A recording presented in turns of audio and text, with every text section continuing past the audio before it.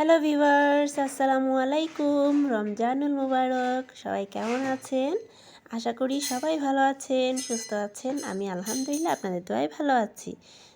দেশের বাইরে যে প্রান্ত থেকে আজকে আমার ব্লগ ভিডিওটি দেখছেন বা দেখবেন তাদেরকে অসংখ্য ধন্যবাদ জানিয়ে শুরু করছি আমার আজকের ছোট্ট একটি ব্লগ।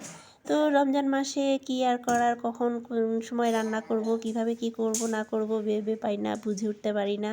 খুবই একটা অসুবিধার মধ্যে আছি। উল্টোপাল্টা টাইমে সব কুটা বাছা করা লাগতেছে, উল্টোপাল্টা টাইমে সব ভিডিও করা লাগতেছে, সব কিছু উলটপালট লাগতেছে।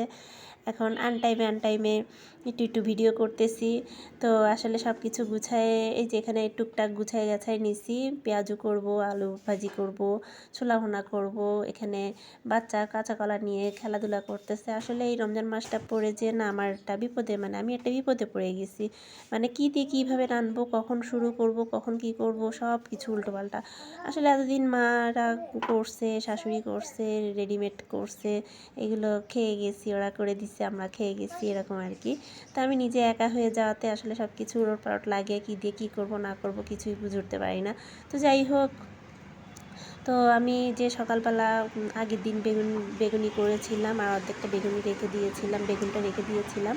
তো সেই বেগুনটা নিলাম, ক্যাপসিকামটা কিসে দেবো ভাবতেছি, তা আবার রেখে দিলাম ধুত্তুরি। ওটা আসলে কিসের সাথে খায় আমি জানি না, আমি কখনো খাইনি ক্যাপসিকাম। তো যাই হোক, এটা আমি রেখে দিছি। তারপরে যেখানে পেঁয়াজু বেগুনি করার জন্য এখানে একটু স্লাইস করে নিয়েছি। বেগুনটা আসলে আগের দিন কাটা হয়ে গেছিলো, তো যার জন্য এটা হচ্ছে কি শুকিয়ে গেছে। আর বাকি অংশ টুকরা টাকরা যেগুলো ছিল সেগুলো আমি তরকারিতে দিয়ে দিব। তো ওগুলো কাটতে আমার খুব কষ্ট হয়ে গেছিলো বেগুনির জন্য, যে বেগুন কাটাটা ভোতা মাথা কেমন যেন হয়ে গেছে। যাই হোক, তো এখানে আমি আজকে শিম রান্না করব। তো বাকিটুকু টুকরা টাকরা যেগুলো হচ্ছে গিয়ে স্লাইস করা যাচ্ছিল না, সেগুলো আমি হচ্ছে গিয়ে তরকারিতে দিয়ে দিব, বেগুন শিমের তরকারিতে দিয়ে দিব। এগুলো ভালো করে ধুয়ে দিয়ে নিচ্ছি। আর এই রমজান মাসটা খুবই রহমতের মাস। সত্যি কথা, এই রমজান মাসটা আসলে পরে খুবই শান্তি লাগে, আমার তো খুবই শান্তি লাগে, খুবই ভালো লাগে। আর সবচেয়ে বেশি ভালো লাগে রোজা রাখার পরে যখন আমরা পেঁয়াজ লবণা আলুর চপ নিয়ে বসি। আমার তো খুবই পছন্দের খাবার, আমি এগুলো নিয়ে বসি প্রতিদিন। আমরা সবাই, আপনারাও করেন এটা তো অবশ্যই। তো আমার কাছে খুবই ভালো লাগে আর কি, খুবই এনজয় করি আমি এই জিনিসটা। তো এই যে বেগুনি করবার জন্য বেগুনটাকে আমি একটুখানি ধুয়ে নিচ্ছি ভালো করে। তারপর লবণ মাখিয়ে এটাকে আমি বেশ খানিকক্ষণের জন্য রেখে দিব, যেন লবণটা ভালোভাবে বেগুনের ভিতরে চলে যায়। এই যে লবণটা দিয়ে দিয়েছি। দুপুর থেকে আসলে ব্লগটা শুরু করেছি। দুপুরে টুকটাক আয়োজন করে আগায় রাখবো, রান্নাবাড়া করে আগায় রাখবো। এদিকে আবার বাচ্চারা দুপুরে খাওয়া দাওয়া করবে, সকালে খাওয়া দাওয়া করবে, রাতেও খাওয়া দাওয়া করবে, আমরাও খাওয়া দাওয়া করবো। ওইদিকে আবার ইফতারির জন্য আয়োজন করা, অনেক ঝামেলা, অনেক ঝামেলা, সত্যি অনেক ঝামেলা। তো এই যে এখানে আমি টুকটাক যতটুকু পারতেছি একটু আগায় রাখবো। এগুলো হচ্ছে বিকালে করব। ছোলা ভুনাটা, তারপরে পেঁয়াজু বেগুনি, এগুলো আমি বিকালে করব। তো সব কিছু একটু, এই যে এখন 12টা বাজতেছে, 12টার দিকে আমি সব কিছু একটু মাখায় জাকায় রাখতেছি। তারপর রান্নার আয়োজনে চলে যাব।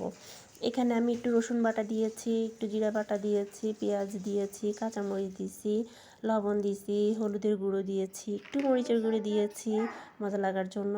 তো এই যে আমি ছোলা ভুনাটাও করে ফেলছি। ওর মধ্যে কি করেছি, এখানে কি আছে দেখিয়ে দিচ্ছি। এই যে এখানে তরকারি রান্না করেছি, তারপরে যে বাচ্চাদের তরকারি আছে, তারপরে ভাত, আগের দিনের ভাত, যেটা আমি দুপুরে বাচ্চাদেরকে খাওয়াই দিব। এই যে বিকাল টাইম হয়ে গিয়েছে, আমি এখন বেগুনি ভাজতে চলে আসছি। বেগুনি করব, তারপর হচ্ছে কি ছোলা ভুনা তো করেই ফেলছি, তারপর পেঁয়াজু করব।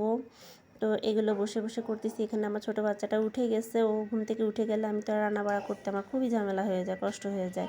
তো 4টার দিকে আমি যতটুকু পারতেছি করতেছি। এখানে হটপট নিয়েছি, তো ভাবলাম যে দেখি এই হটপটে যদি পেঁয়াজু কয়েকটা রেখে গরম থাকা যায় তাহলে তো ভালোই হয়। একটু ট্রাই করার জন্য রাখছি আর কি, দেখি যদি গরম থাকে তাহলে ভালোই থাকে। আসলে গরম থাকেনি, ঠান্ডা হয়ে গেছিলো। তো আগে আসলে করাটা ঠিক না, ইফতারির আগে মুহূর্তে একটু করলে সবচেয়ে বেশি ভালো হয়। তো এই যে এখানে তরকারিটাতে লবণ দিই নাই, বাচ্চা বলতেছিল যে তরকারিতে লবণ হয় নাই, কী আর করার আছে। লবণ দিয়ে আবার ফুটাই নিচ্ছি ভালো করে একটু তরকারিটা, বেগুন দিয়ে।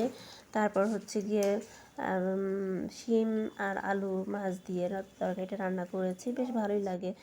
তারপরে এই যে বেগুনি ভাজতেছি, এই যে দেখুন বেগুনিগুলো সুন্দর আমার টপটপে হয়েছে আজকে, মাশাল্লাহ অনেক সুন্দর হয়েছে।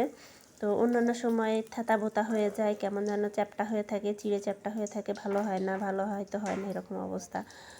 তা আমি এই যে এখানে আমি করতেছি বা বেগুন ভাজতেছি, আমার নিজের কাছেও ভালো লাগতেছে যে বেশ সুন্দর হয়েছে মাশাআল্লাহ। এখানে পেঁয়াজুও ভেজে নিচ্ছি, পেঁয়াজুও কিছু ভেজে হচ্ছে গিয়ে হটপটে রেখেছিলাম, আর কিছুটা বাকি ছিল সেগুলো আমি বাসনে ঢেলে নিচ্ছি আর কি।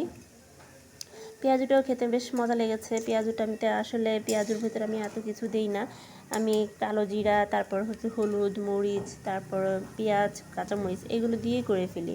তো আজকে মনে হলো একটুখানি রসুন বাটা, জিরা বাটা এগুলো একটু দিয়ে দেখি কেমন হয়। এই তো আমার সব কিছু হয়ে গিয়েছে। আমি মনে করি আমার ঘরে আমি যতটুকু করতে পেরেছি বাচ্চা কাচ্চা রেখে, আমার কাছে এটাই অনেক। অনেকেই তো অনেক খাবার দাবার আইটেম করে, অনেক কিছু করে, আমার আসলে খুব কষ্ট হয়ে যায়। আর আমি মনে করি যে এই যে ছোলা ভুনা, পেঁয়াজু, আলুর চপ যা আছে, এই যে যতটুকু আছে এটাই আসলে রোজাদারদের জন্য এনাফ। যতটুকু আছে অতটুকুই এনাফ, এর থেকে আর বেশি কিছু প্রয়োজনই নেই। তো এই যে দেখুন আমি আমার ঘরে যা যা তৈরি করেছি আমার নিজের হাতে, বাচ্চা কাচ্চা নিয়ে হলেও আমি এগুলো করেছি। এটা আমার কাছে বিশাল একটা ব্যাপার, আমি খুব কষ্ট করে করছি। তো কেউ দেখে অন্য কিছু মনে করবেন না, যে যার যার সামর্থ্য সে সেটুকুই করবে। ভিডিওটি এই পর্যন্ত, আল্লাহ হাফেজ।